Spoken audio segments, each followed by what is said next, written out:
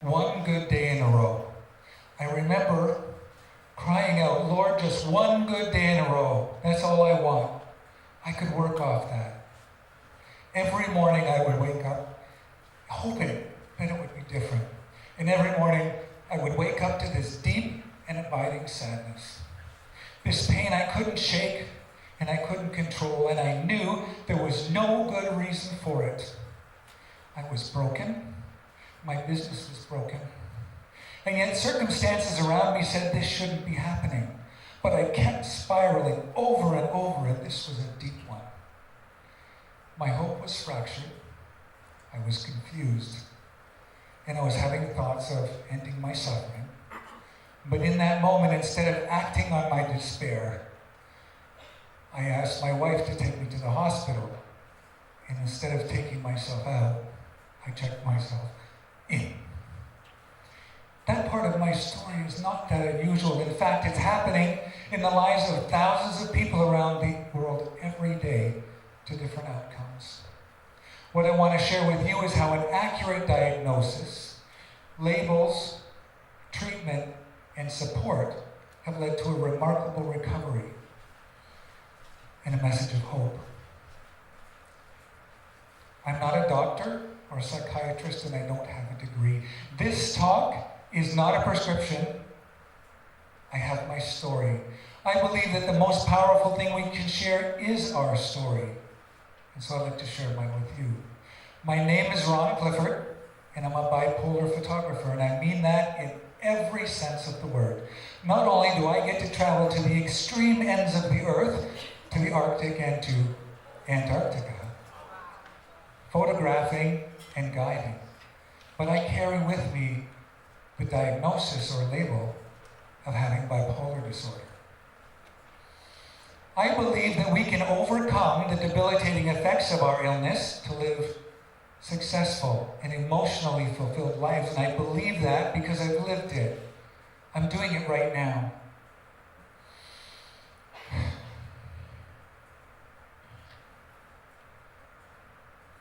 Sorry.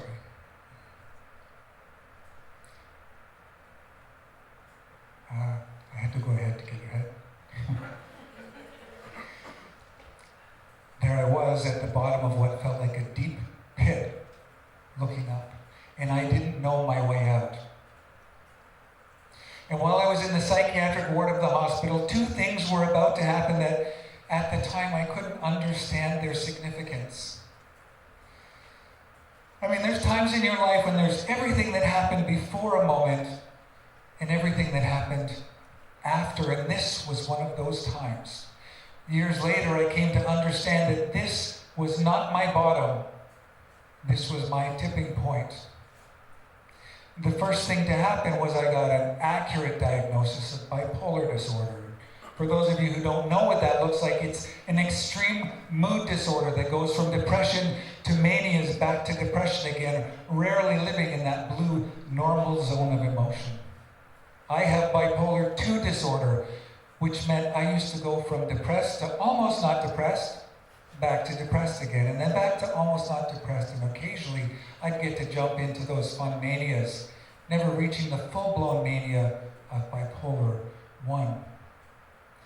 Did you know that according to a study in the Canadian Journal of Psychiatry, that the average amount of time it takes from when a person first seeks help to when they get an accurate diagnosis of bipolar disorder is 6 years? Some studies suggest that's 8 or 10 years, and that's what it was for me. Can you imagine being misdiagnosed or mistreated for so many years? Getting an accurate diagnosis was the beginning of my new beginning, and after several days on new medication and under a doctor's care, I began to get stable and clear. And for the first time in a very long time, I had hope.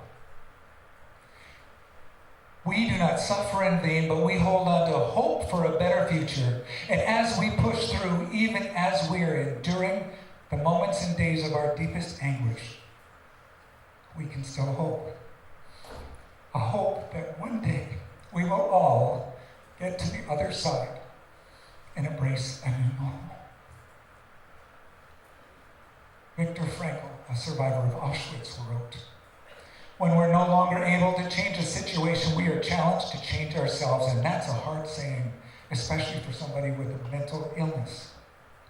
I couldn't change the fact I had a mental illness, but there were things I could change. And so I'd like to do a little bit of group therapy. Or if you guys don't mind, we're going to do some CBT. CBT is short for cognitive behavior therapy. And it's a very effective way to reframe your thinking, to quite literally change your mind. It was one of the ways I was able to change the way I respond to these extreme thoughts and feelings. So I'm going to change your mind. Bit of a magician. Actually, I'm going to change your perception, because we all know that perception is 9/10 the law, right? Okay. By a show of hands, who here hates labels or hates being labeled?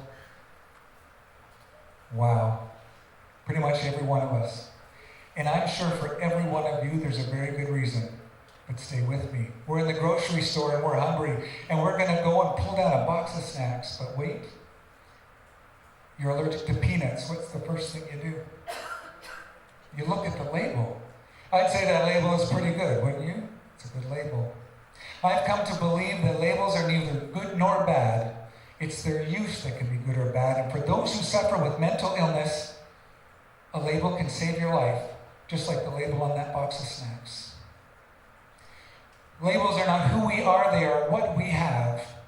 And let me say that a little differently. My label, my diagnosis is not who I am.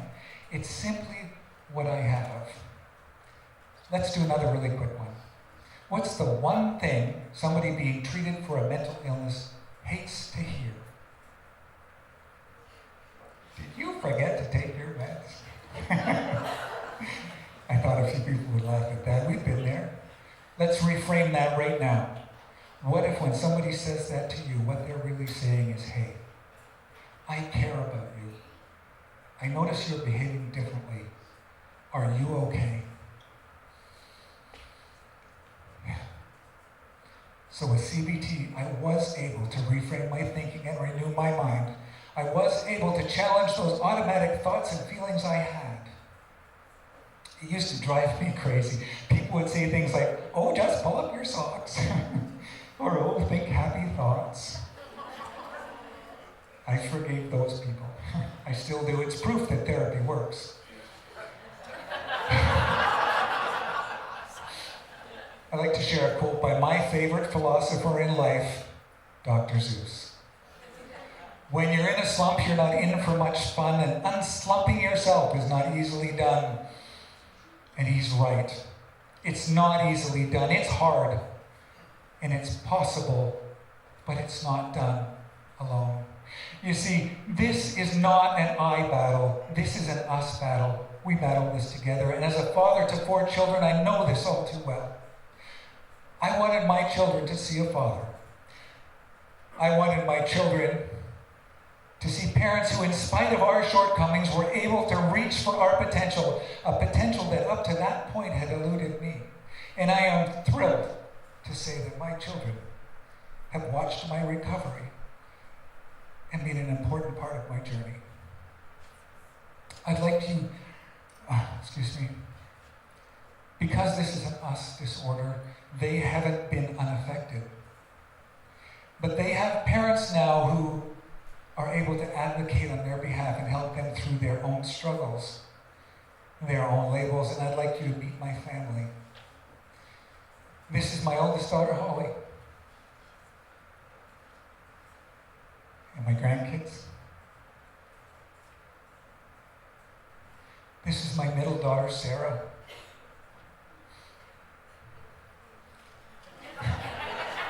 She really is.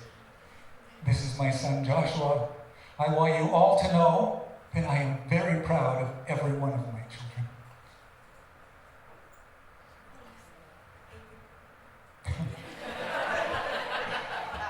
This is my youngest daughter, Beth. If you don't know what cyclothymia is, it's like the cousin to bipolar disorder, and it often precedes it. And you all know what Superwoman looks like, right? She looks just like my wife. How fortunate am I?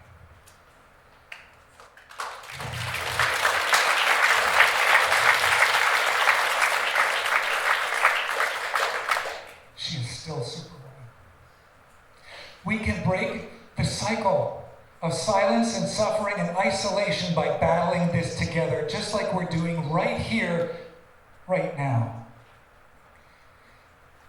I mentioned there were 2 things that happened at the hospital. The second thing to happen was while I was in the hospital, my wife came and sat down beside me and she asked me this question. She said, "Hon, when were you happy?" Now, I got to tell you, but when this used to happen to me, I'd walk into my psychiatrist's office and every time he'd look at me and say, "Ron, are you happy?" And I would think to myself, "Can I punch you?"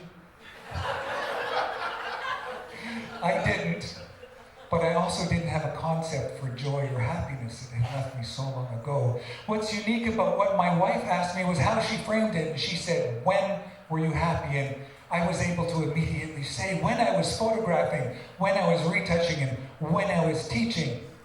And then she said these life-giving words.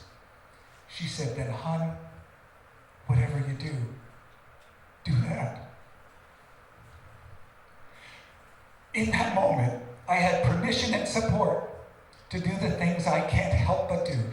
And not just permission and support from my wife, but from deep within me to let go of a failed business and a life I thought I ought to be living, to embrace a new beginning, doing the things and honoring my natural talents. This sign hangs in my studio above my door as a reminder every day to do the things I can't help but do, to lean into my unique gifts and talents. That was the beginning of a long journey to not only surviving with my illness, but to thriving in life with the help of divine intervention through my faith, an accurate diagnosis, proper treatment, and being willing to accept support from those around me. I now live a life less ordinary, doing those things I can't help but do. And for me, that's to capture beauty and character in the people I meet and the places I travel to, and to help others do the same. I get to use my camera as a creative tool that connects me in a meaningful way to the world around me and to my own humanity. I have the best job in the world. Sometimes the only way to the other side is through. Like on my first trip to Antarctica, and we were in the middle of 2 big storms on the Drake Passage. The Drake Passage is one of the roughest seas on Earth. I'd never been seasick before. That was another first. I'm gonna get a t-shirt that's gonna say, "I never get seasick," but when I do, I get seasick on the Drake Passage. On that trip, we hit one particular wave that left an indelible impression. Sometimes in life, the only way through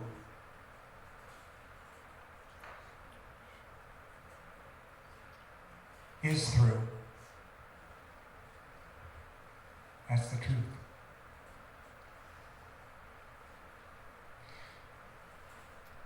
I'm also reminded of a revelation I had. I say revelation. It was a revelation and a realization.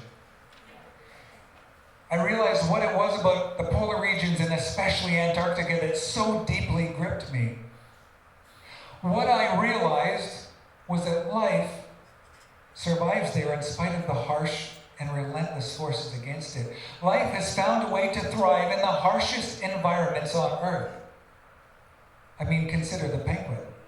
Who doesn't love penguins, right? If there's something we can learn from the penguin, it's that they're in it together. They're in it together as couples. Oh, I hit a wrong button. They're in it together as couples, and they're in it together as families, and they're in it together as communities.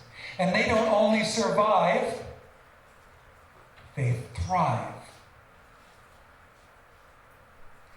It's been many years now since that time in the hospital, and it was a long and difficult journey out of that pit.